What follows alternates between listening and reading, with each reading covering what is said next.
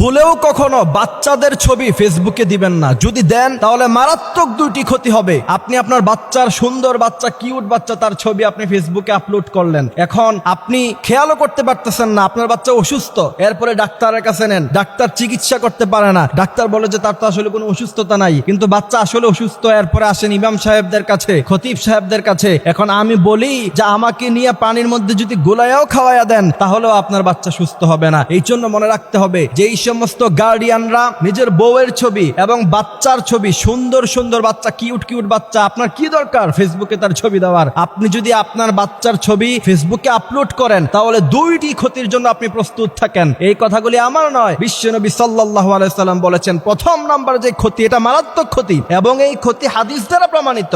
আপনি আপনার বাচ্চার সুন্দর একটা ছবি আপনি ফেসবুকে আপলোড করলেন, এরপরে আপনার পরিচিত মানুষরা ফেসবুকে দেখে সে যদি বদনজর দেয়, আন নজর হাক্কুন, রাসূল করিম সাল্লাল্লাহু আলাইহি সাল্লাম বলেছেন নজর একটা সত্য জিনিস। ফেসবুকে বাচ্চার ছবি আপলোড দেওয়ার পরে কেউ না কেউ বদনজর দিতে পারে, আর আপনার বাচ্চার উপর যদি একজনের বদনজর লেগে যায় তাহলে আপনার বাচ্চার লাইফ শেষ। কারণ বদনজর একটা কঠিন জিনিস। বুখারীর মধ্যে হাদিস এসেছে, আন আবি হুরায়রা রাদিয়াল্লাহু তাআলা আনহু قال قال رسول الله صلى الله عليه وسلم العين حق।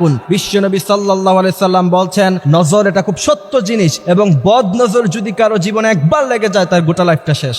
মডার্ন সোসাইটিতে তো এটা একবার কমন ব্যাপার। বাচ্চা খাবার খাইতেছে, বাচ্চা খুব কিউট লাগতেছে, এবার ছবি তুলে ফেসবুকে আপলোড করে দিয়েছেন। বাচ্চা হাঁটতেছে, তার ভিডিও করে ফেসবুকে আপলোড করে দিয়েছেন। নো, কখনো এটা করবেন না। যদি করেন তাহলে একবার যদি কারো বদনজর আপনার বাচ্চার উপরে লেগে যায় তাহলে তার সুন্দর জীবনটাকে আপনি নষ্ট করে দিলেন নিজ হাতে। একজন সচেতন গার্ডিয়ান হিসাবে কখনোই উচিত না আপনার বাচ্চার ছবি আপনি ফেসবুকে আপলোড করবেন। দ্বিতীয় নাম্বার যে ক্ষতি, সেই ক্ষতি হচ্ছে আপনার বাচ্চা তার অস্তিত্ব ছোটবেলা থেকেই সোশ্যাল প্ল্যাটফর্মে থেকে গেল। বিশেষ করে মেয়ে বাচ্চাদের ছবি তো কখনোই কোনোভাবেই ফেসবুকে দেওয়া যাবে না। এরপরে দেখা যায়, আমি বিশেষ করে আমার ফ্রেন্ড লিস্টে এরকম অনেক বাবা মা আছে যাদেরকে দেখি বাচ্চার বয়স 15-16 হয়ে গেছে, বাচ্চাকে বিয়ে দেওয়ার মতো বয়স হয়ে গিয়েছে, এই মেয়ে বাচ্চার ছবি ফেসবুকে আপলোড করে বলে যে আমার কিউট মামুনিটা। তোমাকে কে বলছে? তুমি তোমার বাচ্চাকে, তুমি তোমার মেয়েকে মেয়ের চোখে দেখো ঠিকই, কিন্তু তোমার বন্ধু বান্ধব বা কাজিন যারা আছে তোমার পরিচিত, তারা তো মেয়ের চোখে দেখে না। 15-16 বছরের মেয়ে, একটা যুবতী মেয়ে, তারা তো তোমার বাচ্চাকে কখনোই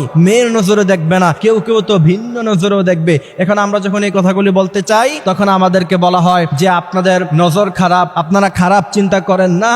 বিশ্বনবী সাল্লাল্লাহু আলাইহি ওয়াসাল্লাম যেটা নিষেধ করে গিয়েছেন সেটার মধ্যে কখনো ভালো জিনিস থাকতে পারে না। বিশ্বনবী সাল্লাল্লাহু আলাইহি সাল্লাম বলেছেন একটা বাচ্চা যখন উপযুক্ত বয়স হয়ে যায় তখন তাকে পর্দা করতে হবে। 7 বছর বয়সে বাচ্চাকে নামাজ পড়াতে হবে, 10 বছর বয়সে তাকে নামাজ না পড়লে তাকে পিটাতে হবে। বর্তমান সময়ে বেশিরভাগ মেয়েরা 10 বছরে বালাগা হয়ে যায়। আপনি তাকে 15 বছর তার বয়স, তার ছবি ফেসবুকে দিয়ে আপনি কখনোই এই কথা বলতে পারেন না যে তার উপর কেউ খারাপ নজর দিবে না। সুতরাং এই বিষয়গুলি খেয়াল রাখতে হবে। আল্লাহ সুবহানাহু ওয়া তাআলা আমাদেরকে এই কথাগুলি বুঝার, মানার তৌফিক দান করুক। আমিন।